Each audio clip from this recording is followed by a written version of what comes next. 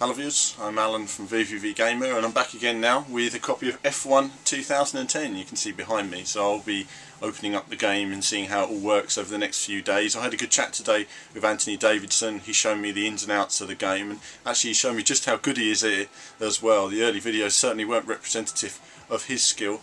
You can see behind us here the actual game in action. This is your pit area, which I'm going to be taking everybody around over the next few days in the different modes. And of course then there's the time trial boards as well. There we are, lots of fresh leaderboards there with no names on them yet, and I'm sure they're going to, a few on that one now, literally just in the last few minutes, but you're going to see a lot of those filling up over the next few weeks as the players actually figure their way around each circuit. So we'll see how we get on with that, and I'll get stuck in to the online bits and pieces. But if you have any requests for cars and tracks, do keep them coming in, and I'll do the best I can to get some videos up on YouTube for you guys. See you in a bit. Guys, so let's crack on with my first ever drive of F1 2010. Now I've got it home, apart from the quick goes at the press event of course. So let's just take a look at the options now, just a quick before we start with the driving assist. So I'm going to try them with them all off, as you can see how I get on. With them on, obviously it's pretty straightforward, but with them off it becomes a different beast entirely here. So I'm going to crack on and see how we go from there. Let's see how we get on with a few laps of Hockenheim.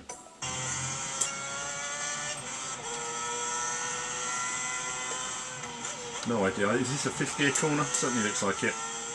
Now I was chatting to Anthony Davidson today, and he was mentioning to me that he wasn't necessarily as pleased with the bumping in this view, because of course when you're actually in the car you don't notice the, I took that in too high gear there didn't I? You don't notice the bumps of course, because essentially your eyes have their own suspension. So even though it's a bumpy ride, it doesn't necessarily affect your view of upcoming scenery so much as this does. Oh, I've gone wide there as well. Let's check out the views here as well. So we've got obviously the on-car view, standard camera view behind the car. A lot of console gamers are going to use this. Further away as well. Of course my symbols come up there telling me that I wasn't changing gear soon enough. And of course then you have this sort of front wing cam as well, very low to the ground. Probably a bit too low to be practical to use as a view though, unfortunately. I wish they'd been able to raise this view slightly. As for the in-car view, well, it's apparently slightly higher than the real drivers can see. They're a little bit more buried in the cockpit, and of course as I mentioned already, you've got the bumpiness which comes in, which drivers wouldn't so much sort of suffer from in the real car. But for learning purposes and for the purpose of the video, I'm going to use this view here, which is good for the TV and gives you a good view of the road ahead. Probably a better view than the actual drivers have, but I don't find it an advantage necessarily. I think it's pretty similar between the two views. Of course, with no bumping in this view, with the view, obviously it's easier to see everything. Let's crack on now and do a couple of laps. I'm not changing gear soon enough there, am I? No, the engine doesn't like it.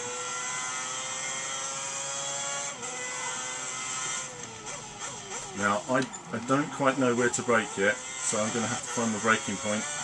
F1 fans everywhere can tell me. Up through the gear. This is the old Takuma Sato bend, as I prefer to call it. Down to this heavy braking zone. I do like the new Hockenheim, but I still prefer the old one. I thought the old one had more individual character. Of course the slow bends like that now, you've got to be really tentative getting on the power. I've got to shift a bit earlier as well.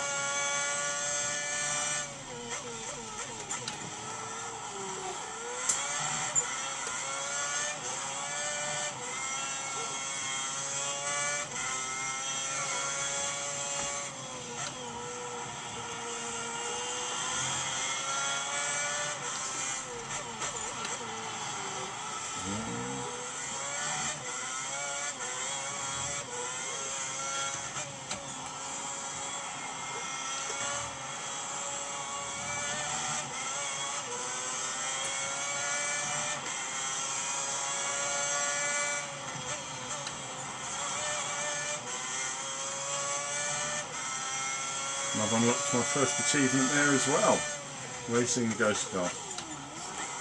This is the Xbox 360 version.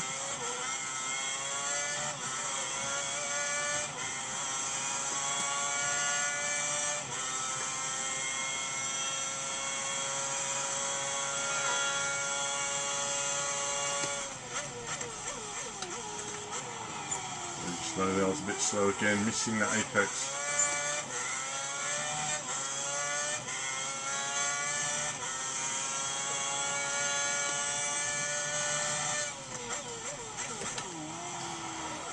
Bit slow on the power there.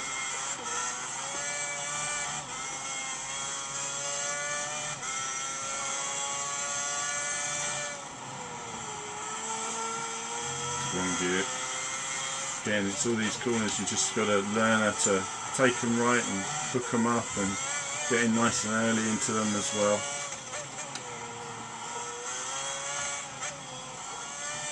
A bit slow on the power there. Again, I could have used a lot more curve. So there's bags more speed for you guys here to find once you get hold of the game. Really trying to attack that corner now.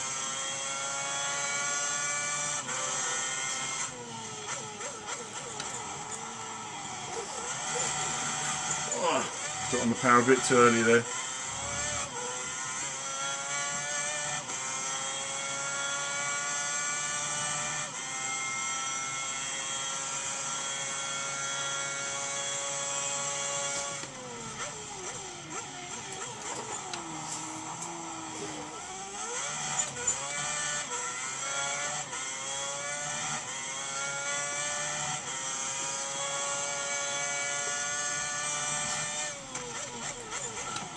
Braking too late. Again, the curves there, get on the power at the wrong time and they will take you out.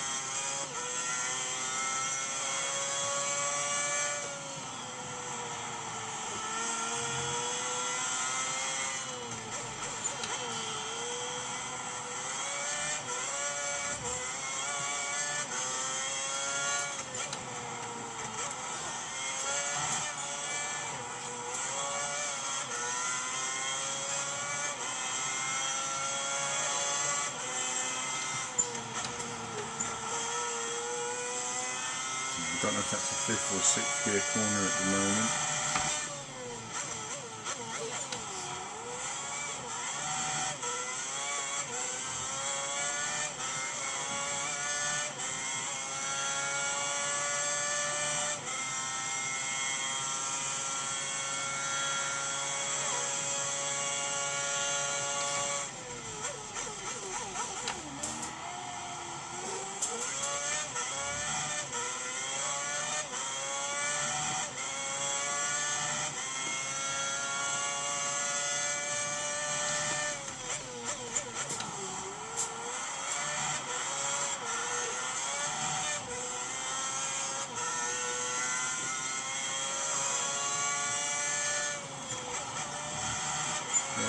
Went down too many gears and that's invalidated my lap. Bugger. Try for one more lap after this, and then after that we'll look a bit more about the challenges of controlling the car. Earlier today I was shown how it's done by Anthony Davidson, and he was excellent at it as well. There was a video released in Brazil that wasn't really representative of his skill on the game.